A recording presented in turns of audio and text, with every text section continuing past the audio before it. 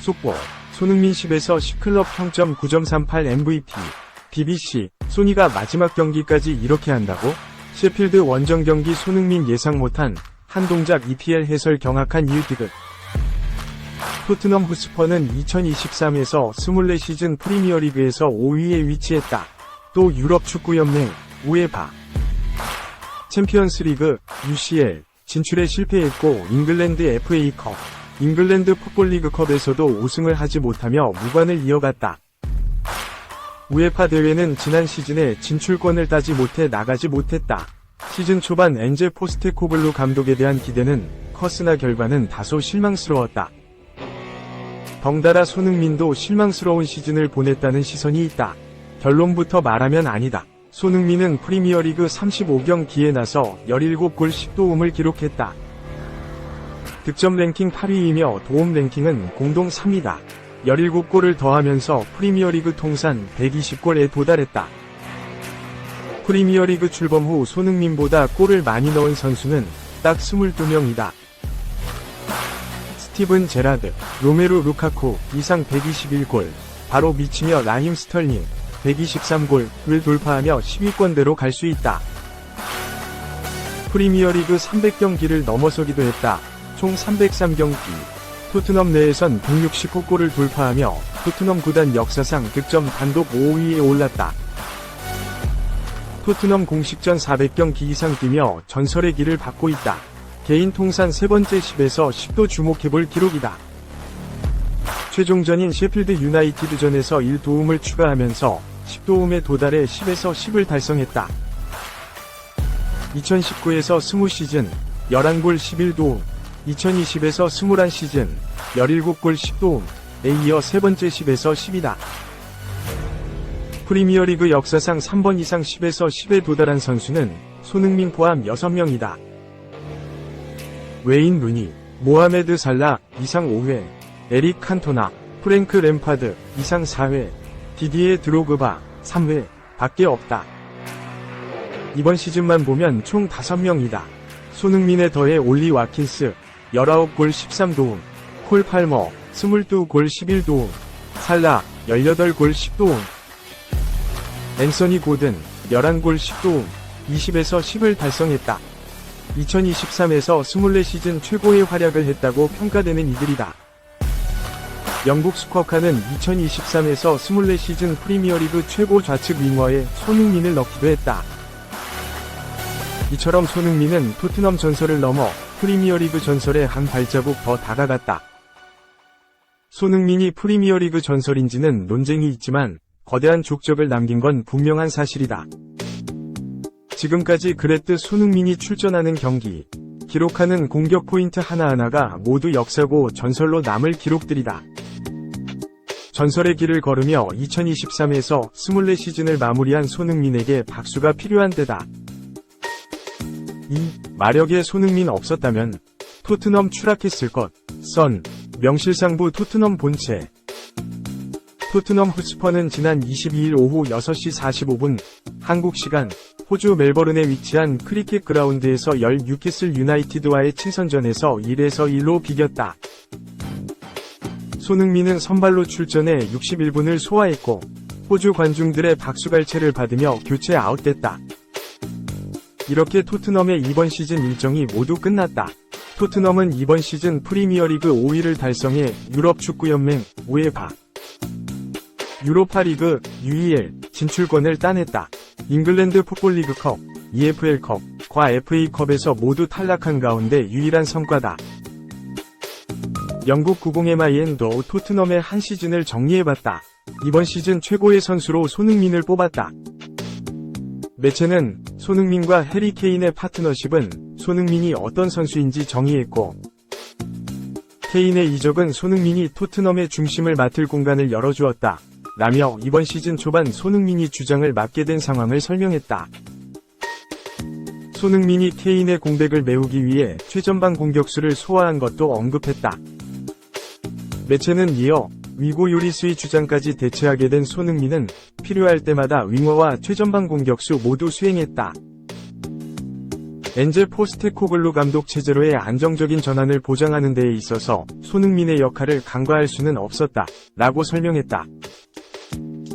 손흥민은 원래 왼쪽 윙어다. 레버쿠젠과 함부르크에 있을 때부터 왼쪽 윙어로 뛰었다. 그러나 이번 시즌을 앞두고 팀 내 주포 케인이 떠나게 되면서 최전방 공격수에 큰 구멍이 생겼다. 히샬리송이 있었지만 지난 시즌 기대 이하였기에 그에게 맡기기에는 무리가 있었다. 포스테코글루 감독의 선택은 손흥민이었다. 손흥민은 자신에게 주어진 역할을 완벽하게 수행해냈다. 리그 4라운드 최전방 공격수로 선발 출전한 손흥민은 벌리를 상대로 해트트릭을 기록했다. 이후로도 최전방 공격수로 계속해서 나선 손흥민은 강팀들을 상대로도 좋은 모습을 보여주었다. 아스널전에서 멀티골을 터뜨렸고 맨체스터 시티전에서도 골을 넣은 바 있다. 매체는 마지막으로 새로운 영입이 토트넘에 큰 영향을 미쳤지만 토트넘 후스퍼 스타디움에 27개의 공격 포인트를 기록한 마력의 손흥민이 없었더라면 토트넘은 정말 추락했을 것이다 라고 덧붙였다. 맞는 말이다. 손흥민이 없었더라면 이번 시즌 토트넘의 공격은 처참했다. 손흥민은 리그 최종 라운드에서 도움을 1개 추가하면서 17골 10도움으로 시즌을 마무리했다. 팀 내 최다 득점 최다 도움이다. 그만큼 공격에서 자신의 역할을 다 해주었고 토트넘의 주역이었다고 해도 과언이 아니다. 손흥민은 공격에서도 최고였지만 수비에서도 제 역할을 다 해주었다. 국제축구연맹 피파 산하 국제스포츠연구센터 축구연구소 CIES가 지난 9일 공개한 수비 가담을 가장 많이 하는 공격수 자료에 따르면 손흥민이 전 세계 1위였다. CIES는 수비 과정에서 시속 25km 이상의 속력으로 이동한 거리와 신체적 또는 볼 접촉 없이 상대에게 가해지는 압박을 고려해 순위를 매겼다.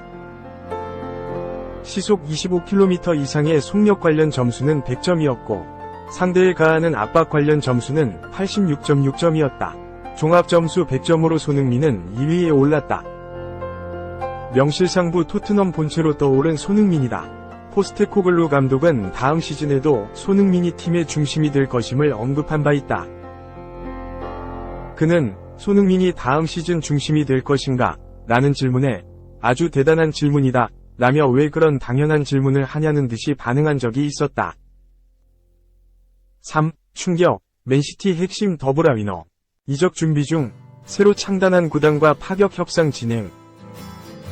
더브라위너는 지난 2015년 맨시티 합류 이후 줄곧 세계 최고 수준의 미드필더로 활약한 선수다. 펩 과르디올라 감독 지도하에 엄청난 기량을 선보인 그는 맨시티의 전성기를 이끈 핵심 선수 중 한 명이다. 그간 꾸준한 활약으로 잉글랜드 프리미어리그 EPL을 대표하는 선수로 평가되는 그는 올 시즌에도 부상으로 장기간 결장했음에도 시즌 막판 최고의 활약으로 팀의 리그 우승을 이끌었다. 하지만 여전히 독보적인 기량을 선보이는 더브라위너가 이적을 추진하고 있다는 주장이 등장해 화제를 모았다. 더서는 더브라위너는 충격적인 맨시티와의 이별에 대해 이적 협상 중인 것으로 알려졌다. 샌디에이고 FC는 미국 메이저리그 사커 MLS 위 30번째 팀이 되기 위해 입찰해 지난해 창단됐다. 구단은 2025년부터 리그에 참여할 예정이며 아직 3명의 선수밖에 없다. 그리고 구단은 세르히오 라모스와 더불어 그들의 첫 경기를 더욱 화려하게 치르고 싶어한다. 그 일환으로 더브라위너를 영입하길 시도하고 있다고 알려졌다라고 전했다. 이어 더브라위너 측도 구단과 회담을 가진 것으로 추정된다. 다만 그는 1년 더 맨시티에 머물 예정이기에 이번 여름 이적 가능성은 낮아 보인다. 펩 과르디올라가 차기 시즌 이후 팀을 떠난다면 더브라위너도 팀을 떠나기로 결정하는 모습도 볼 수 있을 것이다 라며 더브라위너의 2025년 이적 가능성을 설명했다. 일부 영국 언론들은 맨시티는 더브라위너를 가능한 한 올해 팀에 머물게 하고 싶어한다. 그와 맨시티의 계약 기간은 2025년 여름에 만료된다. 18개월가량이 남았다. 맨시티는 그와의 계약을 1년 더 연장하길 원한다고 알려졌다. 다만 알-나스르와 알-hillal이 모하메드 살라와 함께 더브라위너를 주시 중이다라고 밝히기도 했다. 한편 맨시티는 계약 만료가 아닌 이적료를 지불하고 더브라위너를 보낸다면 무려 최소 1억 파운드, 약 1,700억 원, 위 초기 이적료를 요구할 수 있다고 알려지기도 했다.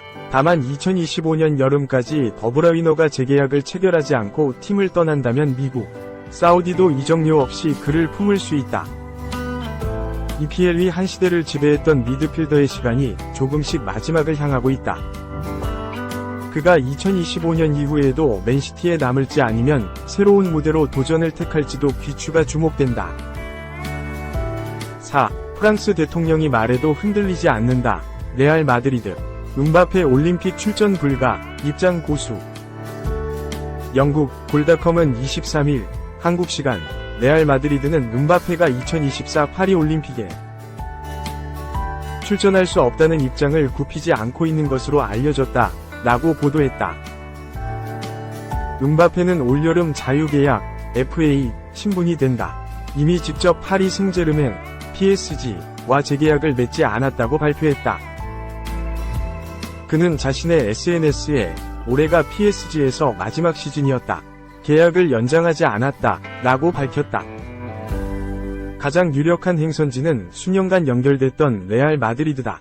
높은 공신력을 자랑하는 영국 BBC는 음바페가 이번 여름 레알 마드리드에 합류하기로 했다.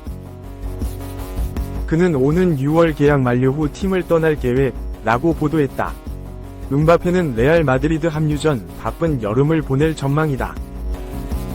오는 6월 중순부터 독일에서 유로 2024가 열린다.